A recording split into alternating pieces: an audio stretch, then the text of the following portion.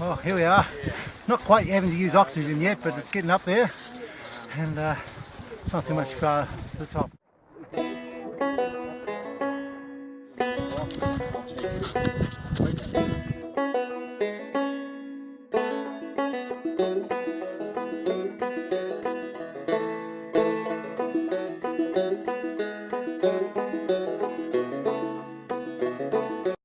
Before the discovery of this pass, the town now slumbered on the edge of the unknown, and he and his young mate Ernest crossed here on 16th of October 1888 and found the first overland route to Milford Sound, which enabled visitors, tourists then, from all over the world to visit that splendid place without travelling in by the sea.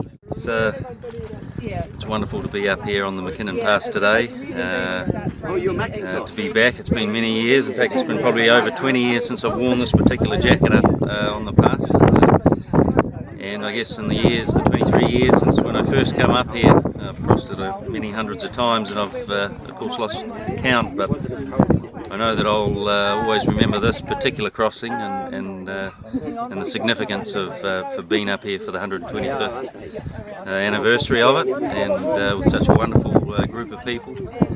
And yeah, it's a very special and emotional time for a lot of us that have been here for a while.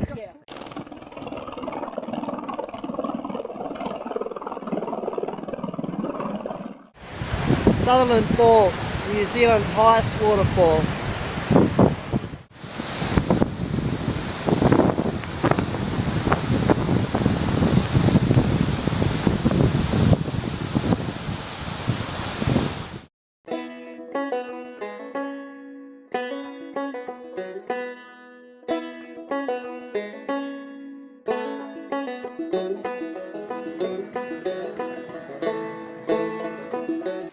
Like the valleys are just so big, and the glacial, like the Clinton's got like it's well carved out by glaciers.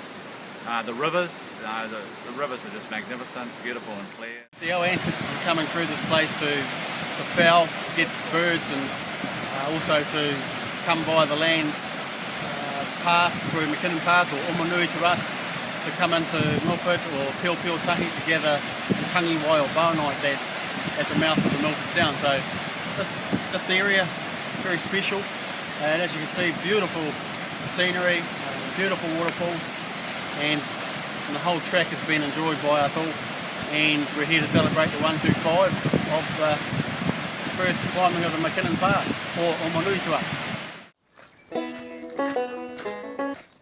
I'm John Armstrong. I was the Vice President of the Otago Tramping Club, and we organised a trip over the MIlford Track in 1965 to protest against the fact that the government was going to tie up the track and give it to the private THC.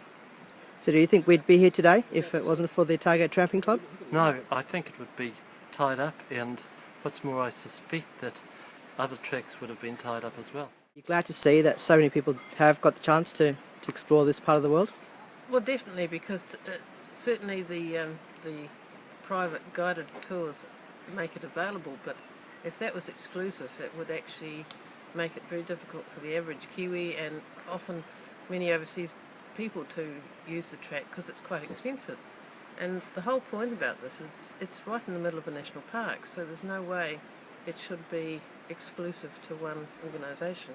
The scenery's superb, Sutherland Falls, whether it's been the top of the McKinnon Pass. But the other thing about getting out the great outdoors is just meeting up with 35 odd average New Zealanders visitors, and the interaction that occurs in the hut culture. It's actually a really unique Kiwi experience. This MIlford Track It's the finest walk in the world, and that's why every New Zealander should have it on their list.